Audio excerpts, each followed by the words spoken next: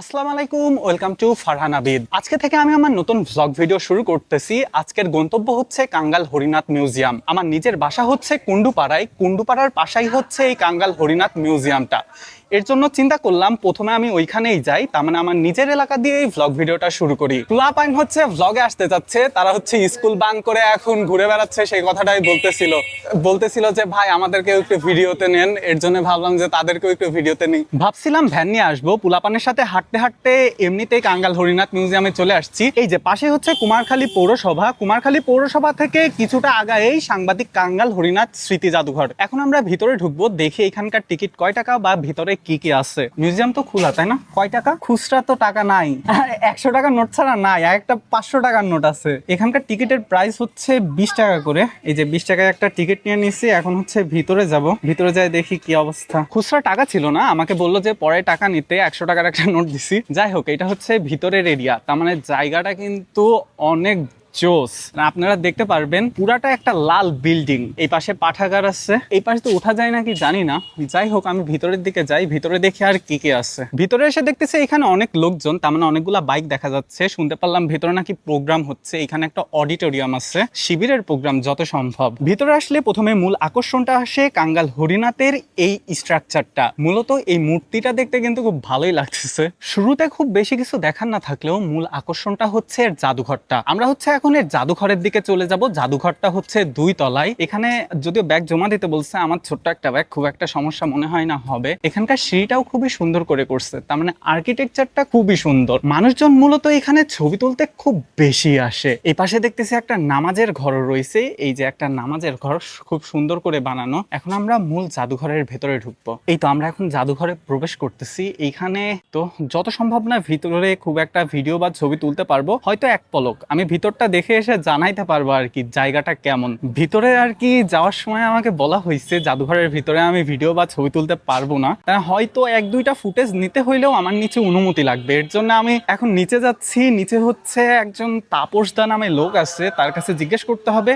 হয়তো 1-2টা ভিডিও করার সে যদি অনুমতি দেয়, বললো যে হয়তো দেবে।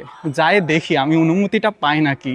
হয়তো নাই, আমি তার মানে ক্যামেরা লুকায় 1-2টা ছবি ভিডিও করতেও পারি। দেখা যাক কি হয়। আমাকে খুবই হালকা পাতলা অনুমতি দিছে, তার মানে জিনিসটা আমি কিছু ছবি হয়তো তুলতে পারবো, কিন্তু ভিতরে ভিডিও করতে পারবো না। এর জন্য আর কি ভিতরে যাচ্ছি, দেখি। তার মানে নিজের মতো দেখে দেখে চলে আসবো। হয়তো আমার ভিডিও করাটা হচ্ছে না, এখানে ভিতরে কি আছে ওইভাবে দেখাইতে পারবো না, শুধু 1-2টা জিনিসের হয়তো আমি ছবি দিতে পারি। এইটাই হচ্ছে এই জায়গার মূল আকর্ষণ। তার মানে দেখা যাচ্ছে এইটাই কাঙ্গাল হরিনাথের প্রিন্টিং প্রেস, তার মানে এইটা দিয়েই সে প্রেস করতো। আমি জিনিসটা আর কি খুব জোরে বলে দেখাইতে পারতেছি না, এটা বাহিরের পার্ট, তার মানে আমি বাইরে এসে এখানকার ভিডিওটা করতেছি। আর দেখি আমি ভিতরে আর কিছু দেখাইতে পারি নাকি। এখানে হচ্ছে কাঙ্গাল হরিনাথের ইতিহাস সম্পর্কে দেওয়া আছে, আমি ভিতরে খুব একটা কিছু দেখাইতে পারতেছি না। আসলে ভিতরে ভিডিও করা বা ছবি তোলা একদমই নিষেধ। এই যে আমার পিছে এইখান থেকে যতটুকু দেখা যায় এতটুকু আমি দেখাইতে পারতেছি। তিনি বসে রয়েছে, তার মানে আমাকে ভিতরে ওইভাবে ভিডিও করার কোনো অনুমতি দেওয়া হয় নাই। এটার নাকি অনুমতি নিতে হইলে আমাকে একদম জাতীয় জাদুঘর থেকে অনুমতি নিতে হবে।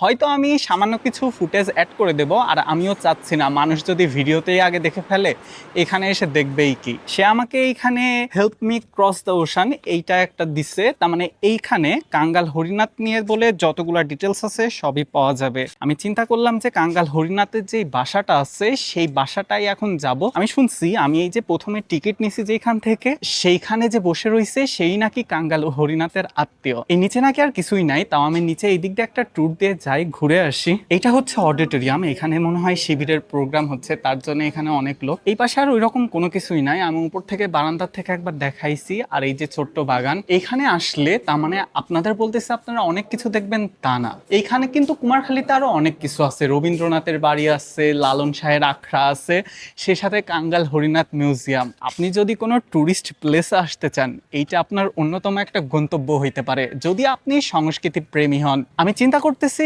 এখন হচ্ছে কাঙ্গাল হরিনাথের বাসায় যাওয়া যায় নাকি, দেখি যেখানে টিকিট বেচতেছে তার কাছে একটু ডিটেলস শুনি। ডিটেলস শুনে আমি কাঙ্গাল হরিনাথের বাসার ওইখানে যাই। আচ্ছা, আপনাদের ওই বাসায় এখন কি কিছু আছে? সমাধি আছে? এখন গেলে কি শুধু বাইরের বিল্ডিংটা দেখা যাবে? ও আচ্ছা, এইখানে নাকি শুধু কাঙ্গাল হরিনাথের সমাধি আছে, তার মানে যেই বাসাটা মেন বাসাটা রয়েছে, ভাবতেছি সমাধির ওইখানে আস্তে আস্তে হাঁটতে হাঁটতে ঘুরে আসি, দেখি কি অবস্থা। হাঁটতে হাঁটতে কাঙ্গাল হরিনাথের বাসার এখানে চলে আসছি। এই যে এখানে দেখা যাচ্ছে এটাই হচ্ছে কাঙ্গাল হরিনাথের মেন বাসা। বাসাটা। এই কাঙ্গাল কুঠিরের পাশেই হচ্ছে আগে ছোট্ট করে একটা জাদুঘর ছিল, যে জাদুঘরটা এখন অত বড় করে ওইখানে করা হয়েছে।